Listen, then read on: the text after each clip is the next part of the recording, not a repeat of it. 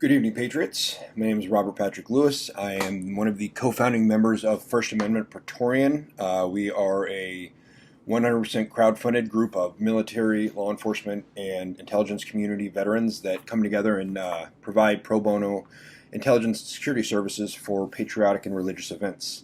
I am, number one, less done up than I am normally. This is much later than it is normally, and this will be much shorter than it is normally. For a couple of reasons that I'm going to be quick to tell you. I might have to jump off pretty quickly because I'm waiting on a phone call for a flight change, and I'll tell you why we got to change a flight. But for those of you that don't know, we're here in D.C., as you can tell from my beautiful hotel room. Well, from my hotel room, I think you can change that. You can tell that we're not spending all of your donations on five-star rooms. We keep it pretty frugal here, but still, we're very blessed that we have the opportunity to do what we're doing. For those of you who haven't interacted with us yet or kept up with us, we finished our 6th event today. We're here in Washington, D.C., and so all the videos that you're seeing of the massive crowds that they had there, we were right there. We were right at the stage for both at the Freedom Plaza and then at SCOTUS. I would like to be one to tell you, if you are watching the mainstream media, the pictures they're showing you are not even near accurate. Even Dan Scavino's tweet, the aerial view that they were doing from Freedom Plaza, that doesn't even begin to cover it. It really was my first business. I produced large-scale music festivals, and I got to tell you, I've never seen a crowd like we did today. It was beautiful. When we were at Freedom Plaza, some people were throwing around the 80,000 person number, but as we got to SCOTUS, as we got to the Supreme Court building, I would not be surprised if there were 1 million people legitimately there. SCOTUS was packed, shoulder to shoulder, so much so that as we were moving our primaries, as we were moving the speakers, it was very, very difficult to get people through, just because it was such a packed area. So the Supreme Court police wouldn't let us set up any barricades around the stage to keep some standoff between the stage and the people. They were not very helpful. I'll just put it that way. And it's really amazing. Our very first event for First Amendment Praetorian was here in Washington, D.C. for the Walkaway campaign, their Unsilent Majority March on Washington in the very beginning of October. And I don't know what it is. I have an educated guess at what it is. But when we were here in the beginning of October, there was a massive presence from both D.C. Metro and U.S. Park Police. And I was pretty surprised today that it was not nearly as visible and comprehensive as it was just a month ago. And again, I have my own beliefs on what caused that, and you can, I'm pretty sure most of you can figure out as well. But there is something that I wanted to talk to you about. I was really blown away today, and it's pretty amazing because what we do by we're called First Amendment Praetorian because we feel that one of the most American things that we have is the First Amendment. It's the right to free speech. It's the right for Americans who believe something or see something that they don't like to stand up and speak out and express their opinion. And there are a lot of people in this country right now who are trying to stop that. And it really is disgusting. I mean, there's groups like the ACLU that just a few decades ago went to court because they wanted neo-Nazis to be able to use their First Amendment rights and march in a parade and give a speech.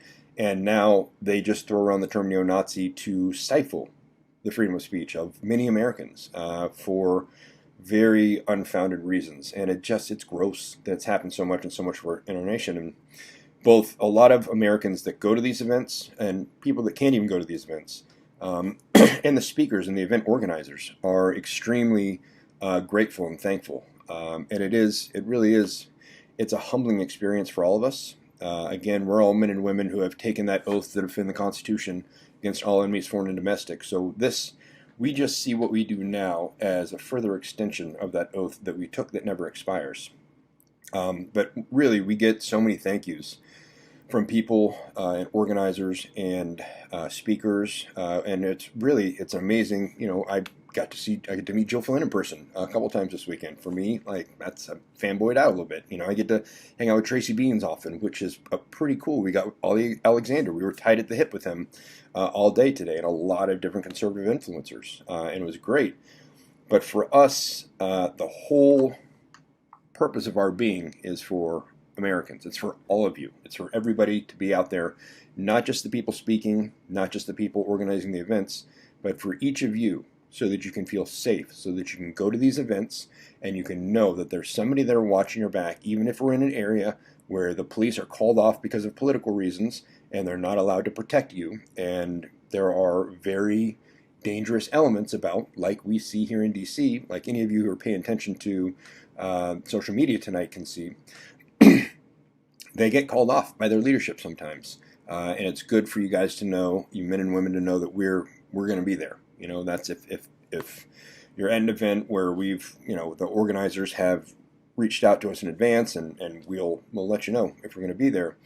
You can feel safe because we have a lot of men and women that have decades of experience all across the board. We've got Tier 1, Tier 2 special operations guys. We've got military intelligence.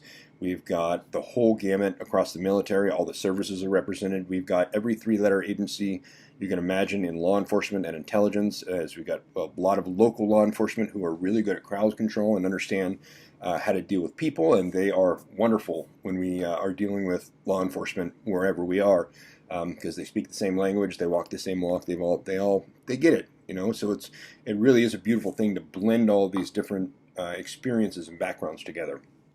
But I want to talk to you guys about the importance of today. It really blew me away. I mean, it was something so moving to be able to look out on those streets and realize that the silent majority has woken up, that the silent majority is done being silent, that we are not going to give up our republic, and we are making that known now. So I'm going to leave a challenge to you. I don't want to shame you, but I want to shame you. If you were not in DC, I want you to dig really deep and really hard. And I want you to understand something. 48 hours ago, I was in Hawaii. I was in Honolulu on a vacation that I cut early to come here and be at this Million MAGA March because I understood the importance. I don't get paid to be here. None of us, nobody in our group takes any paycheck, right? So I want you to think about whatever excuse you had that you couldn't come to this in DC. And I want you to dig really deep, and I want you to think about the next event that comes up, because there will be more. Now that the beast is awoken, now that the silent majority has stood up and said we're not going to be silent anymore, now that we've shown we could put 1 million people on the streets and flood downtown DC, and we saw what happened with when the Marxist groups decided to try to fight back, and of course they wouldn't go against any big groups. They were trying to pick off stragglers because they're hyenas, they're cowards. When we mass in these numbers, there is nothing they can do. And it shows the elected officials, it shows the lying media, it shows everybody in this country that's working against our republic just what kind of a beast they're messing with. So I want you to think long and deep and hard. If you call yourself a patriot, if you have friends and family who call themselves patriots but they're not going to any of these events, I want you to really think about it when the next one starts off. One of my biggest fears is that we had this many people out here today, and there are a large number of conservatives that are just going to claim the W, call it a win, go home, and think that we're done. We're not done. This is just the beginning. This, if you have not understood it yet, this is the Second American Revolution. That is what is going on. There are people who want to destroy our republic. Every bit about it. Everything that you enjoy about being in America and being an American, they want to destroy. They want it to go away. They didn't understand until today just how many of us there were, because they've grown up, they've been indoctrinated by professors, by lying mainstream media, by all these different groups telling them that America has been shifting in demographics and it's a progressive-leaning nation now. It is not. And for anybody, I even heard that there were media that were trying to say that it was all white people. Ollie Alexander, who is our primary that we were guarding, is not white. Anybody who tells you that is just a flat-out liar. They're trying to tell you the Proud Boys are white supremacists. Their leader is Hispanic, right? Just these people are a joke. These people trying to tell you these things are a joke. They're not even trying very hard anymore. But that's not the point. The point is, We are in the middle of a revolution, and we need to make our numbers known. We need to make people that are in elected offices fearful of the populace again. Now, I'm not saying we need to do anything violent. I'm not advocating that at all. One of the reasons we're here is because we don't want to see America burn. We want to be able to stop this without violence. We want to be able to make them understand just how large the silent majority is. And we can do that by showing our numbers and being peaceful, but showing up and letting them know just how many bears they're poking, just how much of a beast is inside the Patriots of the United States of America. And that requires each of you. So I want you to keep your eyes and ears open. I'm changing my flight because we got signed on to do another event for tomorrow. So if you're still in the DC area, we're going to be doing a walkaway event that's pretty close to where we were yesterday. And I guarantee you, some of these event organizers that were here that put this together will be planning another one soon, because they understand just as much as all of us that we cannot lose momentum. That's one of the biggest things in war, right? Once you have momentum, you do not want to lose momentum. You want to keep it going. You don't want to concede territory that you've already won. You don't want to lose it again, right? You keep that forward momentum. You keep moving. We have started pushing the rock uphill, but it's a long uphill climb.